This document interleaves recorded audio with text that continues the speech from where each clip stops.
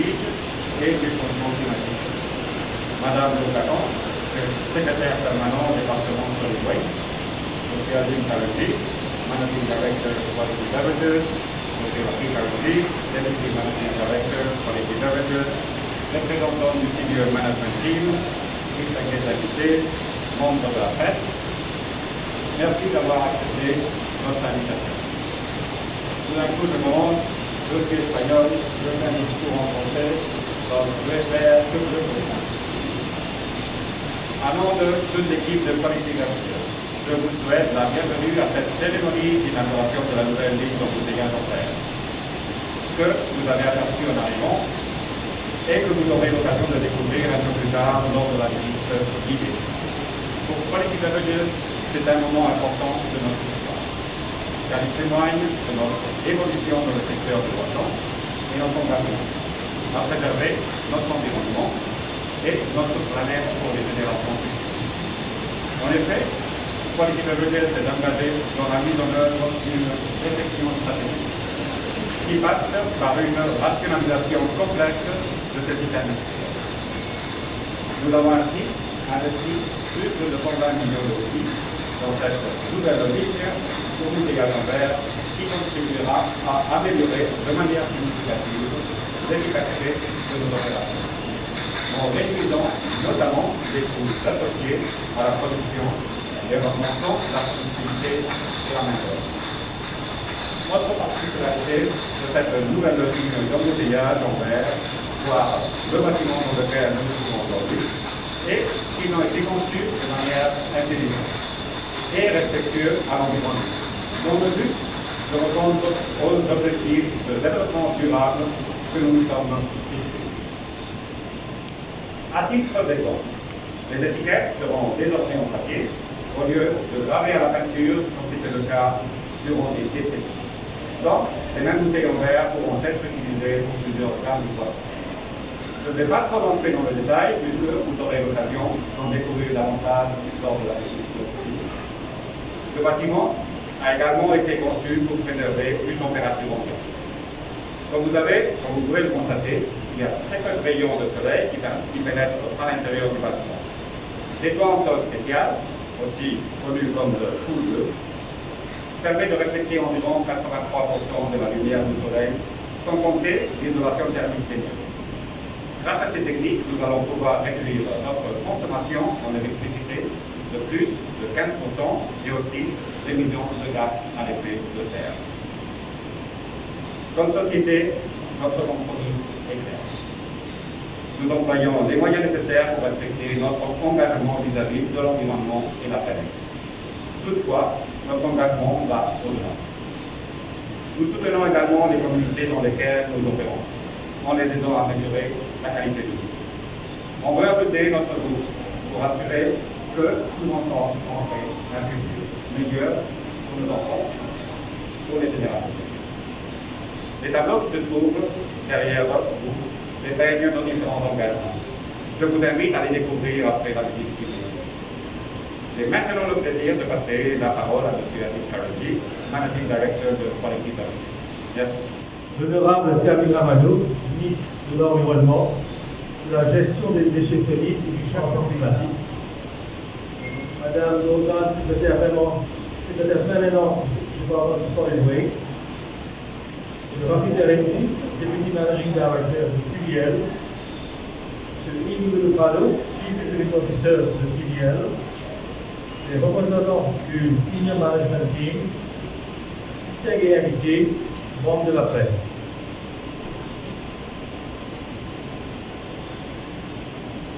La famille KRMG s'est lancée dans le monde des affaires en 1890, soit depuis 130 années.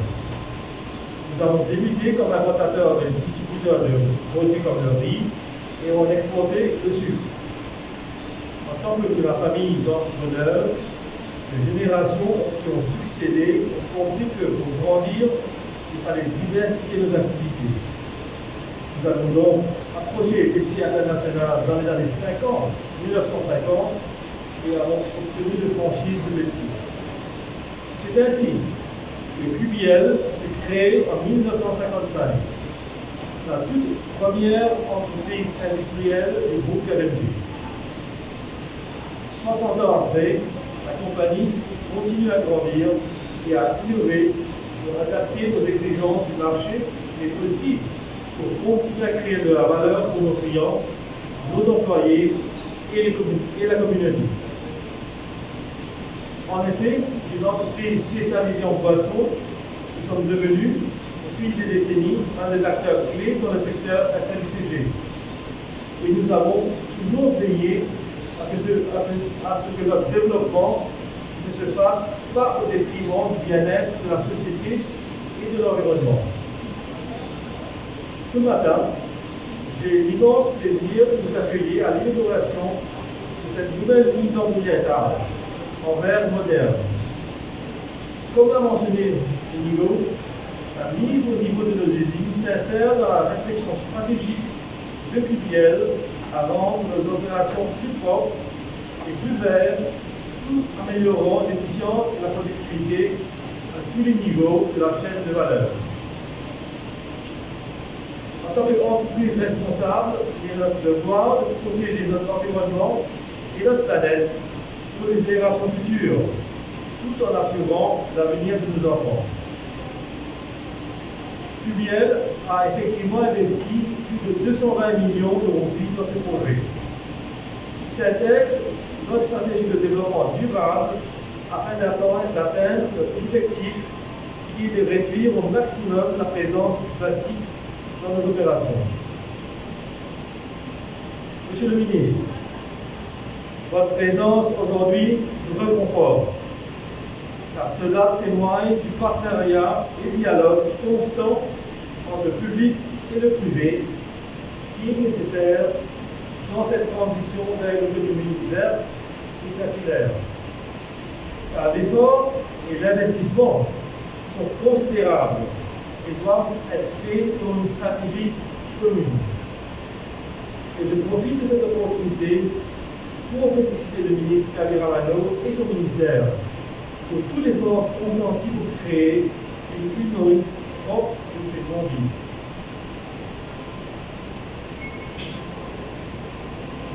Notre engagement vis-à-vis de la société et l'environnement ne date pas d'aujourd'hui.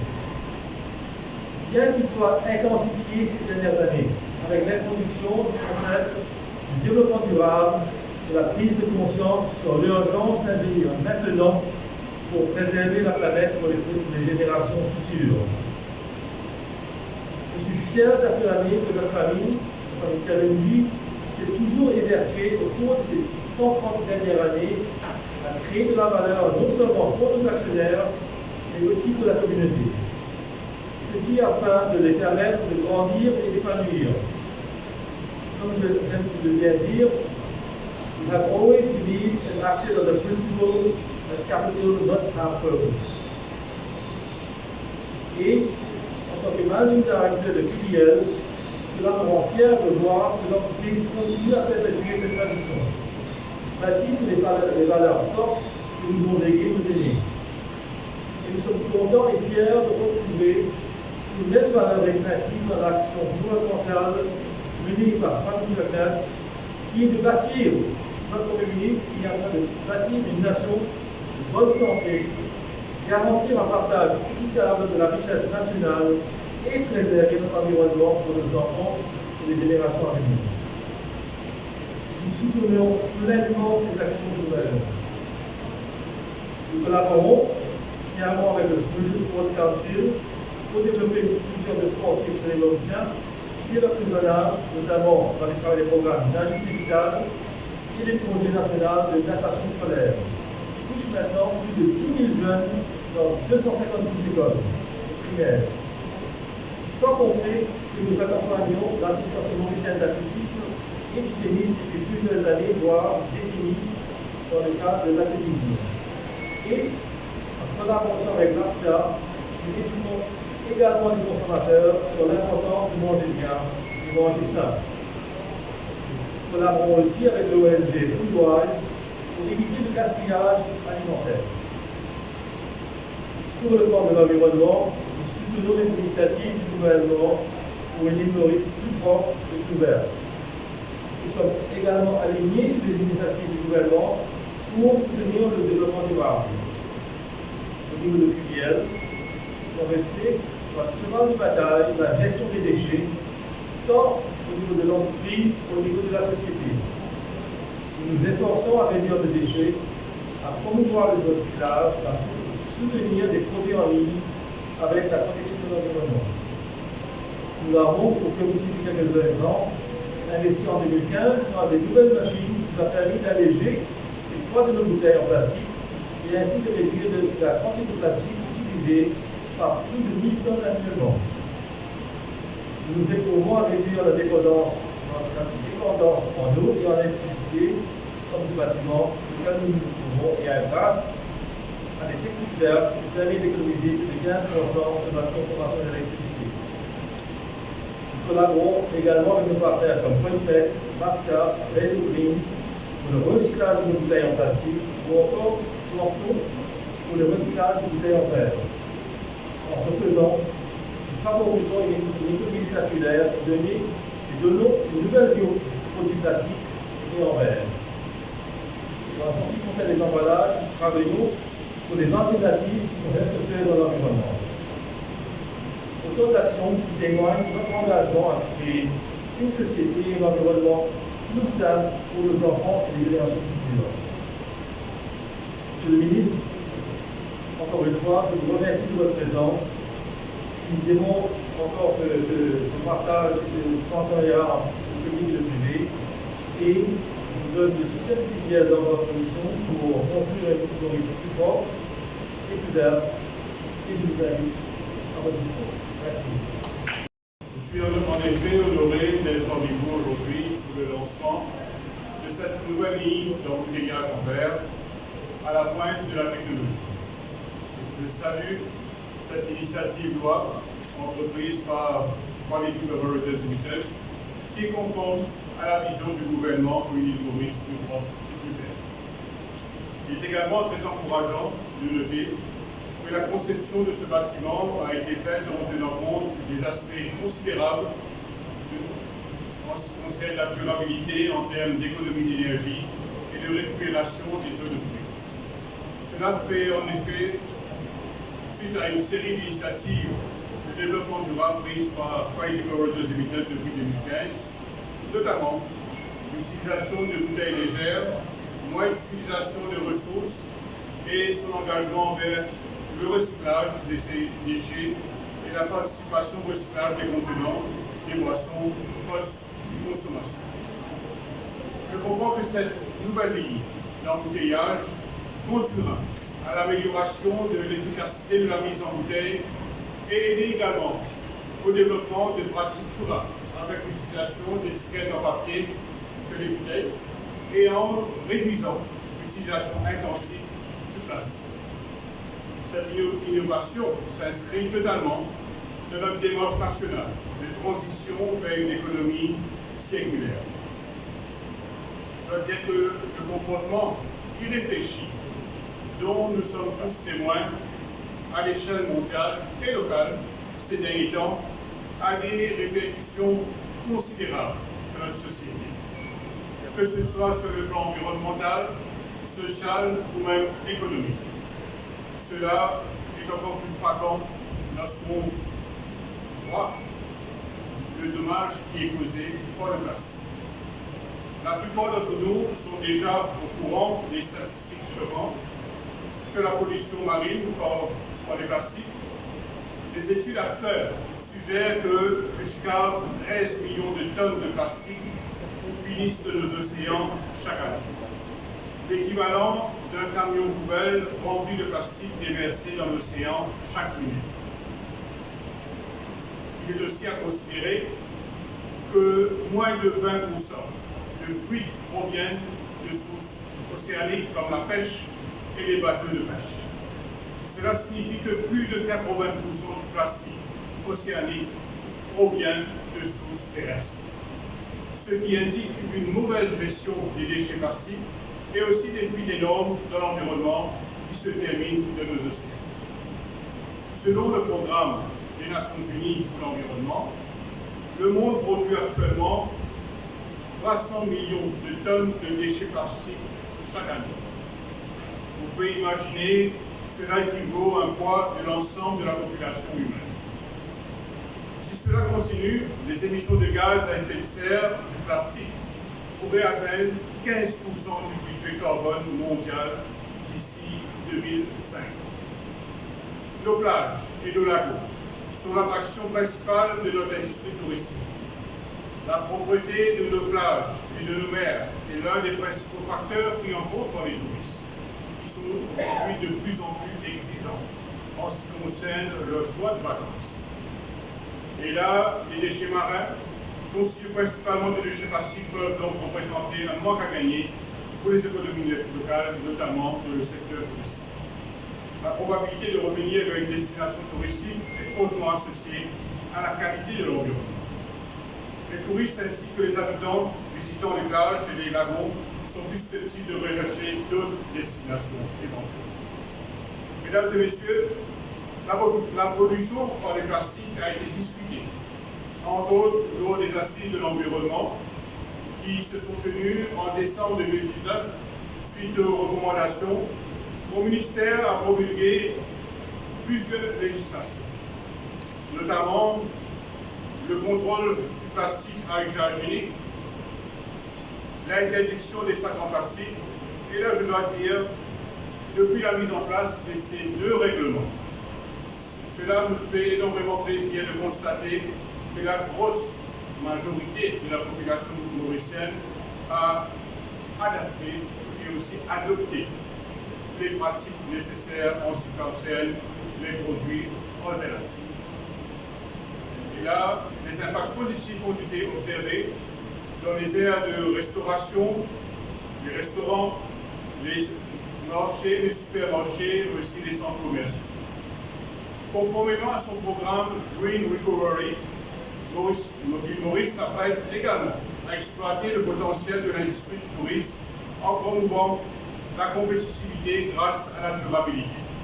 Tout d'abord, et plus important encore, un écolabel où le secteur du tourisme a été développé, à savoir la norme mauricienne sur le tourisme durable, le MS 165 2019.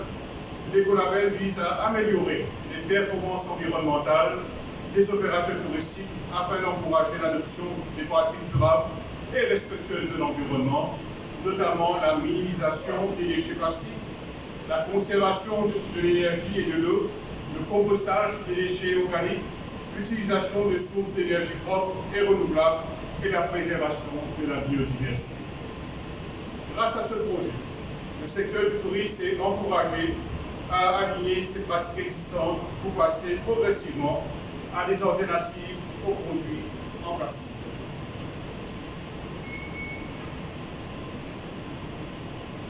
Mesdames et messieurs, introduit à Maurice dans les années 1990, le PET sous forme de bouteilles est devenu le contenant de choix dans l'industrie des boissons, remplaçant des quantités substantielles de bouteilles en verre. Selon les statistiques, environ 130 millions de bouteilles en PET sont produites chaque année par les industries de boissons. La participation du public à l'utilisation des poubelles ici a été faible, malgré les campagnes de sensibilisation menées par le Botters Association ou même par mon ministère. Mon ministère a aussi organisé un atelier consultatif de 2 jours dans le cadre de la définition d'un roadmap de plastique.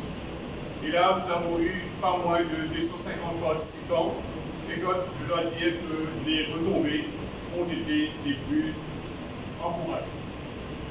Suite à ces 2 événements consultatifs organisés par le ministère, j'ai le plaisir de vous informer que suivant les consultations que nous avons eues avec le Botters Association, avec les entités majeures, que sont le Quality Beverages Limited et aussi le Felix Beverages Limited, je suis assez confiant que nous viendrons de l'avant avec des législations pour pouvoir légiférer et venir de l'avant avec le concept de la responsabilité élargie des producteurs, qui consiste surtout dans la gestion des bouteilles en PET post-consommation de boissons. Le système EPR sera opéré par un éco-organisme qui éventuellement opérera un système de consigne, le Deposit Refund Mechanism, et bien sûr impliquera le public, les embouteilleurs et bien sûr les recycleurs. L'objectif à notre niveau, c'est de pouvoir collecter au moins 80% des bouteilles en PET dans un proche avenir. Bien sûr, toutes mesures de cette envergure nécessitent une bonne collaboration entre le gouvernement et les embouteilleurs. Je dois dire, et je suis très encouragé, que les embouteilleurs ont démontré une réelle volonté de passer à l'économie verte. Le gouvernement est déterminé à démontrer son engagement à contribuer efficacement à la lutte contre la pollution plastique. Et là, je dois rappeler que dans son programme 2020-2024, le gouvernement a clairement indiqué sa vision d'adopter une politique de développement responsable et écologiquement durable et de faire de Maurice un pays sans plastique dans un proche avenir. La transition écologique et la durabilité figurent en bonne place dans l'agenda de notre gouvernement. Et là, je dois ajouter que lorsque nous sommes venus de l'avant avec les différents règlements, que ce soit le bannissement du single-use plastique, le bannissement des sacs en plastique, et là, nous sommes en train de venir de l'avant avec des règlements qui concernent les bouteilles en PET. L'idée majeure qui nous gouverne, qui nous dit, c'est avant tout de s'assurer que les produits alternatifs existent sur le marché et que ces produits alternatifs soient à un coût abordable. En ce qui concerne les bouteilles en PET, je salue l'initiative de Quality Beverages Limited pour avoir investi massivement dans toute cette chaîne pour la mise en place des bouteilles en verre. Et là, cela cadre parfaitement, cela cadre directement avec cette politique du gouvernement de venir de l'avant avec une politique pour pouvoir diminuer sensiblement la présence des bouteilles en PET sur le marché. Mais nous sommes aussi conscients du fait que ce n'est pas du jour au lendemain qu'il y aura une disparition complète des bouteilles en PET du marché mauricien, mais cette initiative d'aujourd'hui qu'on est en train de constater aujourd'hui va dans le droit fil du gouvernement, va dans le droit fil de la priorité qui a été démontrée par les embouteilleurs de venir de l'avant et de participer à cette initiative pour passer à une économie verte. Mesdames et messieurs, en conclusion, je souligne que les solutions à ce défi mondial sont multiples et nécessitent une approche intégrée. Et là, la communauté internationale, le secteur public, le secteur privé, les universités, la société civile doivent travailler ensemble pour relever ce défi. C'est grâce à ces efforts collectifs, à différentes échelles, que nous pouvons faire des progrès significatifs dans la lutte contre la menace plastique. Nous sommes tous devenus pleinement conscients que l'approche largement linéaire de la façon dont le plastique entre et sort de nos vies pendant de si courtes périodes n'est pas durable. Accélérer la transition vers une économie circulaire est un objectif collectif dont nous nous sommes tous fixés. Je souhaite encore une fois remercier et féliciter Quality Beverages Limited pour son immense effort d'investissement dans cette gamme de bouteilles en verre et sa contribution à la réduction des bouteilles en PET post-consommation dans l'environnement et dans le flux des déchets. Sur cette note,